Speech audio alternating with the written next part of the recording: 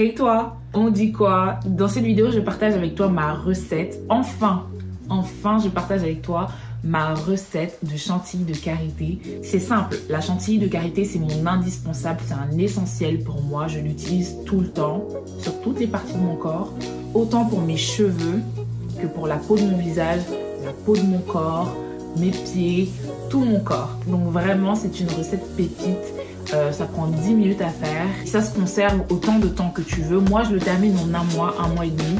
Après, tu peux le finir plus rapidement. Si tu as la main lourde, tu peux le terminer plus lentement. Si tu as la main légère, c'est toi qui gères. Bref, j'arrête de trop parler. Passons à la recette. Alors, pour réaliser ma chantilly de karité, j'utilise des produits WAM Cosmetics. Ça fait un peu plus d'1 an que j'utilise des produits de la marque et j'en suis fan. Donc, dans ma chantilly de karité, il y a du beurre de karité au yuzu.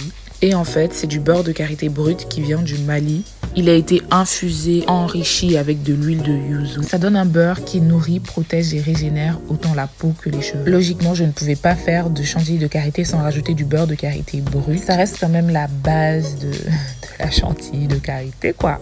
Ensuite, il y a aussi le beurre de cacao, mon produit chouchou, j'aime trop. Sûrement parce que je suis ivoirienne et qu'on produit beaucoup de cacao dans mon pays. C'est aussi bon pour les cheveux que pour le corps. Non, laisse tomber, il est efficace.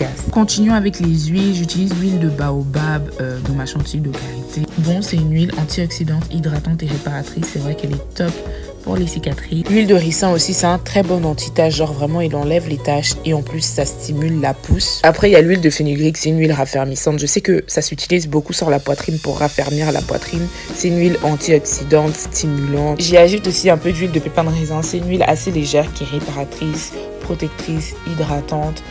Elle lutte contre le vieillissement de la peau, etc. Donc c'est vraiment une très bonne huile. Et pour terminer, je rajoute de la glycérine végétale pour que ma chantilly de karité soit bien hydratante. Ok, alors maintenant que j'ai cité tous les ingrédients nécessaires pour faire de la chantilly de karité, passons à la préparation. Je commence par faire un bain-marie pour faire fondre les beurres trop durs, comme le beurre de cacao. Pour ce faire, il te faut 2 bols, un grand bol dans lequel tu verses de l'eau assez chaude et un petit bol dans lequel tu verses le beurre que tu veux faire fondre, donc là, le beurre de cacao. Alors, si tu veux faire fondre du beurre ou réchauffer une huile végétale, je te recommande vraiment d'utiliser la méthode du bain-marie parce que c'est vraiment comme ça que tu vas conserver les vitamines et les minéraux, les propriétés de l'huile et du beurre en question. Parce que je vois parfois des gens qui utilisent le micro-ondes, qui font fondre leur beurre au micro-ondes, qui réchauffent leur huile végétale au micro-ondes. Mais non! No girl, don't do that.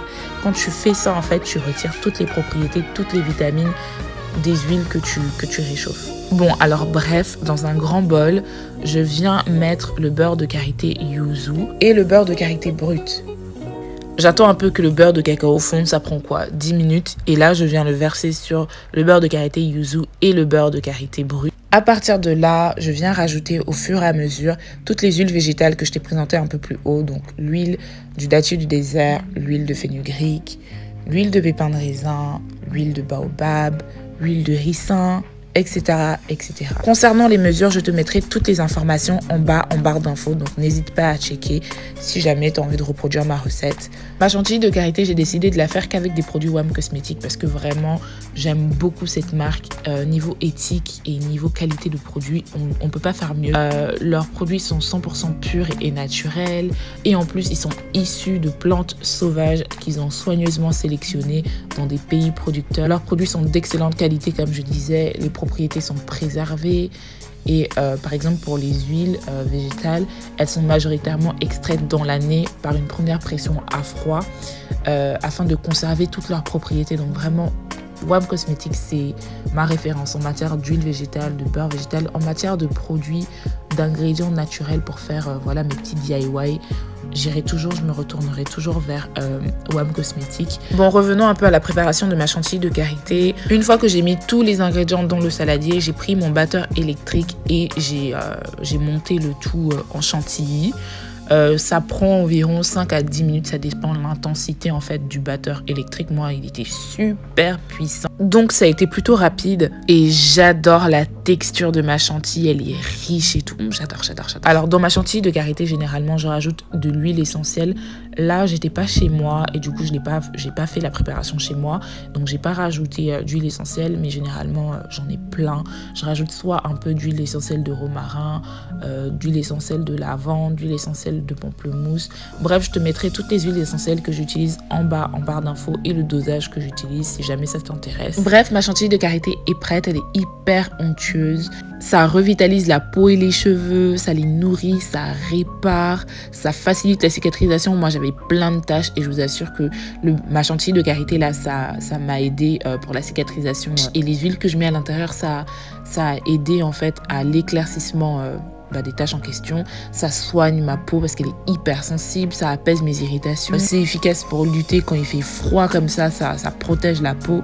Et aussi, ça prévient pour les pellicules, ça nourrit les cheveux secs. Enfin bref, c'est la base. Voilà, on arrive à la fin de cette vidéo. J'espère que tu l'as appréciée. N'hésite pas à me dire en bas en commentaire si tu as l'habitude d'utiliser la chantilly de karité, si tu as l'habitude d'en faire, si plutôt tu préfères en acheter.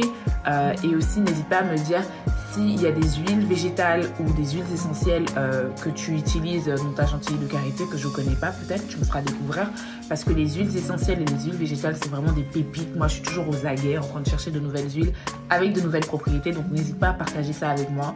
Je te fais de gros bisous et s'il y a d'autres recettes que tu aimerais voir sur ma chaîne, n'hésite pas à me le dire. Bisous!